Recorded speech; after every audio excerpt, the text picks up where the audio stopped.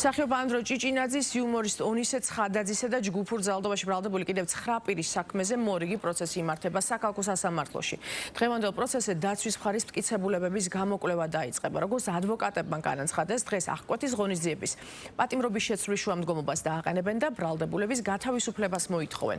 ადვოკატების თქმით, წინასხდომაზე დაკითხულმა საქმის მთავარმა გამომძიებელმა არსენ ხუნაშულმა კიდევ ერთხელ დაადასტურა, რომ აღნიშნულ საქმეში ჯგუფურობა და დანაშაულის ნიშნები არ არსებობს.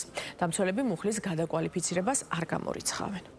დავაყენებთ შუამდგომლობას აღკვეთის გადასინჯვასთან დაკავშირებით, რადგანაც ბრალდების მხარე ამოწურა მტკიცებულებების გამოკვლევა, ერთი პირდაპირ მტკიცებულება სინდისის პატიმრების წინააღმდეგ არ არსებობს საქმეში და მათ მიერ გამოკვლეული მტკიცებულები დადასტურდა აღნიშნული შესაბამისად აღარ არსებობს კანონის შესაბამისად საფუძვლები, რომ ისინი იმყოფებოდნენ პატიმრობაში და დღეს მოსამართლეს მოუწევს მსჯელობა იმ საკითხთან მიმართებით, რომ განგრძობადი პატიმრობა რამდენად არის კანონიერი და შესაბამისად უნდა გაითვალისწინოს ის მოცემულობა, რომ დაცვის მხარე, როდესაც დავიწყებთ მტკიცებულების გამოკვლევას, რამდენად არის რელევანტური პატიმრობაში ყოფნა იმ ადამიანებისა, რომელთა მიმართაც აღარ არსებობს შესაბამისი რისკები. დაიკითხა გამომძიებელი, რომელმაც დაადასტურა, რომ არ არსებობს არც ერთი საკონტაქტო წყარო, რომ ეს ადამიანები ერთმანეთთან კონტაქტობდნენ და ორგანიზებულები იყვნენ. და აღნიშნა ესეთი ფაქტი, რომ მობილური ტელეფონებით უნდა დადასტურებულიყო კომუნიკაცია ერთმანეთთან და სულა ბრალდების მხარე მტკიცებულებების გამოკვლევა, ახლა რომც მოვიდეს ექსპერტიზის დასკვნა,